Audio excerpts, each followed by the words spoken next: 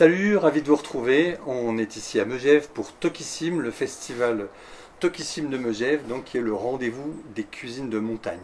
Je suis ravi de recevoir mes deux invités, Patrick Rougereau qui est photographe, culinaire entre autres je crois.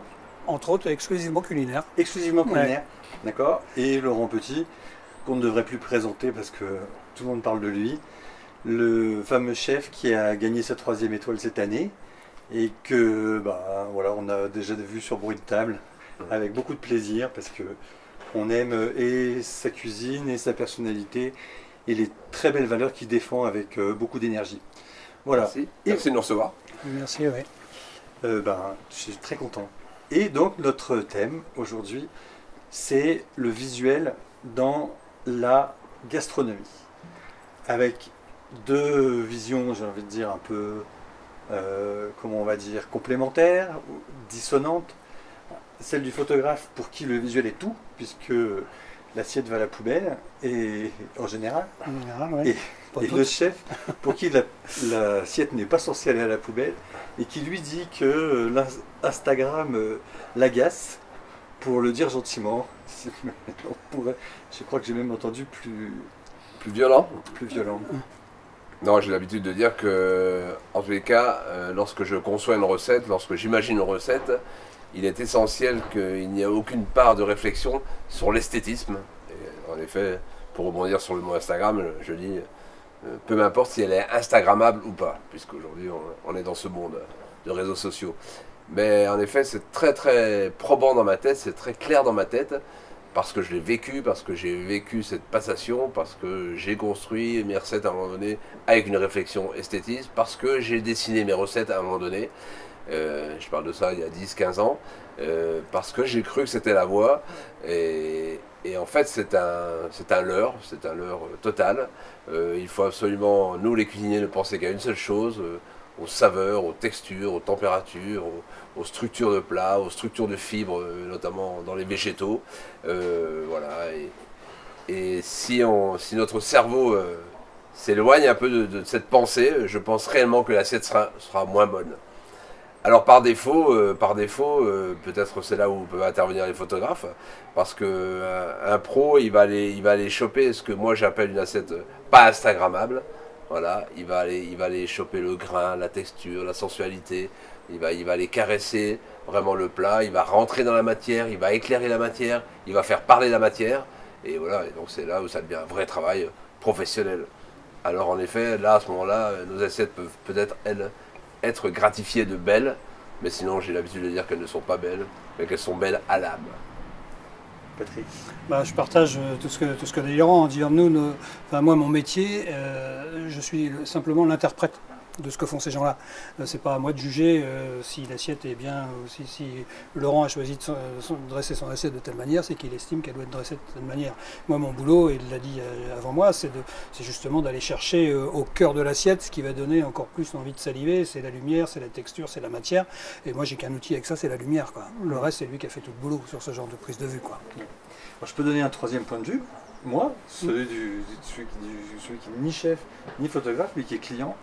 Je sais aussi que quand on t'amène une assiette qui est magnifique, et il s'avère, Laurent, excuse-moi de le rappeler, que tes assiettes sont magnifiques, on a une appétence qui est beaucoup plus importante, et quand c'est beau,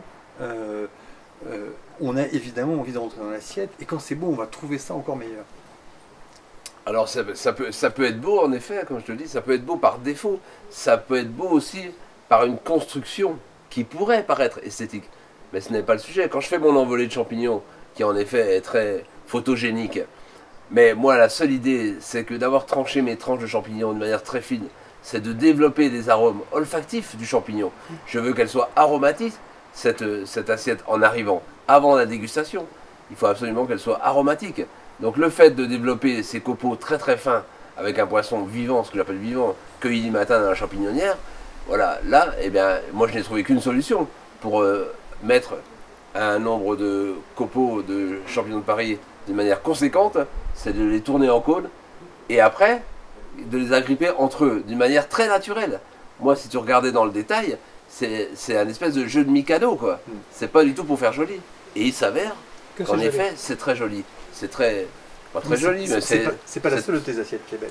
Ouais, mais beaucoup. Il y a celle-là, Peut-être forcément belle, je pense. Il y a beaucoup de travail sur des végétaux avec des couleurs et des choses, et c'est beau. Et on sait aussi que les couleurs, enfin souvent les ingrédients de couleurs similaires fonctionnent bien ensemble. On connaît la framboise harissade avec son masia, il y a beaucoup de... Alors moi, je n'ai pas du tout cette réflexion. En effet, je peux l'avoir gustativement, en effet, que les couleurs matchent entre elles. Alors là, j'ai pas la réponse, j'ai pas l'explication pourquoi ça se fait, mais c'est vrai que souvent ça le fait, quoi. On peut peut-être penser à l'ispahan, la rose et le litchi. Ouais, c'est très étonnant tout ça, mais c'est bien, ça nous dépasse. C'est mystérieux. Je pense que quand on est à ce niveau de talent, et moi je le vois parce que j'ai la chance de fréquenter beaucoup de gens, c'est forcément beau à un moment donné parce que ces champignons coupés comme il le fait, faut du talent pour le faire, et on va pas trouver ça n'importe où non plus. Donc automatiquement ça devient beau derrière, mais c'est pas sa priorité si je comprends bien. Ouais, voilà, sa priorité, c'est mais voilà, c'est pas une priorité, c'est clair, c'est assez basique comme remarque, mais surtout ce que j'aimerais marteler comme propos, c'est que si on a la moindre réflexion au préalable dans sa construction de recette, parce qu'avant tout on l'a construit dans la tête la recette, hein. Voilà, on a une réflexion, comme j'ai l'habitude de dire, hein, on pense cuisine, on rêve cuisine, on cauchemar cuisine, on transpire cuisine, voilà, c'est permanent, c'est une pensée permanente. Et moi j'ai réussi à évacuer totalement la moindre réflexion sur cet esthétisme dont on parle. Alors après, il y a une chose auquel on pense quand même, nous, c'est le contenant, okay, et la praticabilité de dégustation, la manière dont on va déguster.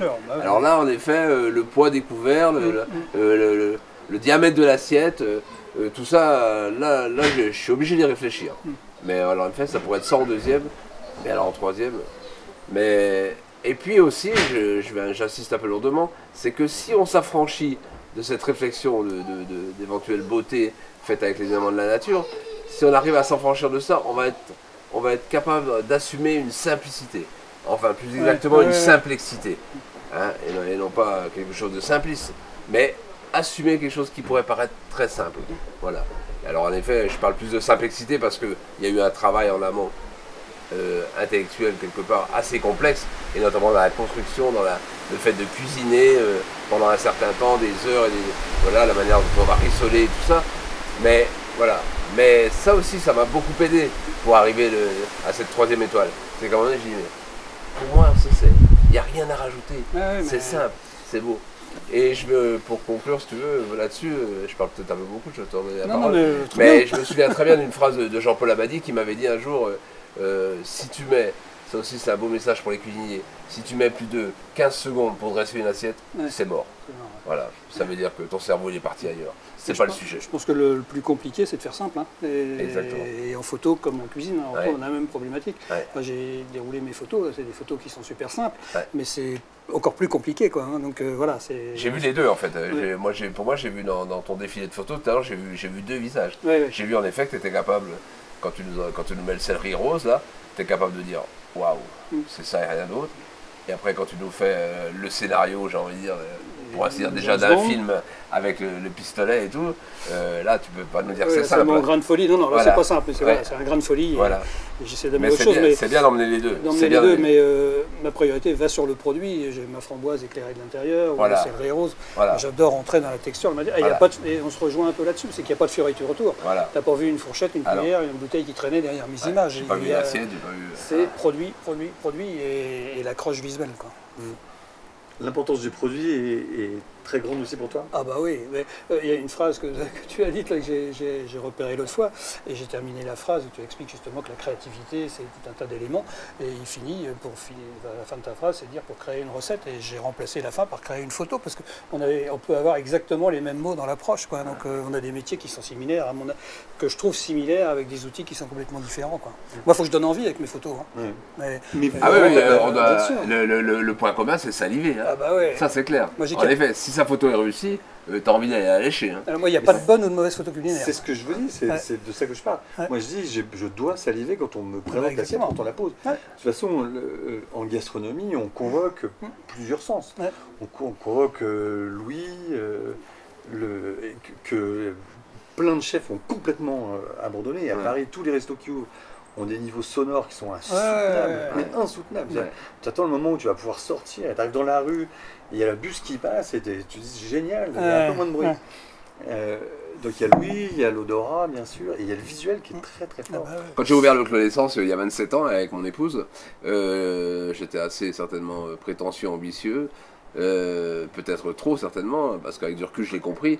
Mais moi, quand on me demandait pourquoi le Clos d'Essence, je disais il y a deux raisons. Voilà, on est tombé réellement amoureux du lieu par rapport à ces deux marronniers qui avaient déjà 50 ans à l'époque et qui ombrageaient totalement cette terrasse comme un clos, quoi, vraiment planqué. Voilà pourquoi le clos. Et l'essence, c'était en effet, si un repas, si une soirée, si un moment est réussi, les 5 sens sont mis en exergue. Ouais. Quoi. Et je pensais ça il y a 27 ans. Quoi. Aujourd'hui, j'ai quand même plus à dire. Simplement, j'ai pris un peu de sagesse et un peu de simplicité. Et je dirais simplement le clos d'essence. Pourquoi donc le côté clos est resté de plus en plus, parce que tout le cheminement, toute la construction de la maison, à la fois physique et intellectuelle, s'est faite autour de ces deux arbres. Mais surtout que si je pense qu'aujourd'hui mon restaurant a réellement un sens. Ouais. Voilà. Ouais, ça... Et peut-être du C'est la sens. même terminologie. Ouais. Et oui, moi je dis toujours qu'il n'y a pas de bonnes ou mauvaises photos. Moi, j'attends pas qu'on me dise que mes photos soient belles. J'attends qu'on me dise que mes photos donnent envie. Et à partir du moment où on me dit en regardant une de mes photos j'ai faim, c'est que la photo était bonne. Quoi. Ah, c'est gagné. Donc, Envie, interpelle, interroge. voilà, exactement, je suscitais voilà, l'imaginaire et on a des interprétations différentes des images. Moi, c'est ce qui m'intéresse aussi, c'est que Pierre va voir une chose, Paul va voir autre chose derrière, et ça, c'est passionnant. Quoi. Comme avec une assiette. Exactement, Avec exactement. ouais. Donc susciter une émotion. Il y a quelques années, je me souviens je crois que c'est dans un Top Chef qu'on avait fait, ou une émission de ce type-là, où on avait fait goûter des plats qui avaient été colorés en bleu à des cobayes qui avaient les yeux bandés et qui goûtaient, et qui trouvaient ça pas mal. Et au moment où on leur enlève le bandeau, ils disent ah berk, ils sont c'est terrible. au bord de la nausée. Ah bah oui. Parce que le visuel est quand même C'est clair, c'est clair. un essence important pour la dégustation. En conclusion, peut-être qu'on peut dire que le beau et le bon ne sont pas antinomiques. Moi je pense pas, je pense qu'ils sont étroitement liés au contraire. Mais moi je vais leur dire ce que j'arrête pas de dire, quoi, ne pas faire pour faire, quoi. C'est pour ça. Pas faire gratuitement, quoi, au sens du terme. Ouais, Je suis entièrement d'accord là-dessus. La Ouais. beauté doit être une conséquence. Voilà, exactement. C'est exactement ça. Voilà. D'accord. Bonne Bah, La conclusion, beauté ça. ne doit être qu'une conséquence en cuisine. Voilà. Ouais. Ouais, c'est clair. les Grecs l'avaient bien dit, les Grecs parlaient toujours du kalos kagatos, le beau et bon. C'était oui. très important pour eux. Ouais. Bien, bah, sur ces belles petites paroles philosophiques, philosophie de cuisine, on va se quitter. Je vous remercie beaucoup. Merci beaucoup. Merci. Merci de votre attention et puis à très bientôt pour un nouveau plateau. Merci. Bye bye.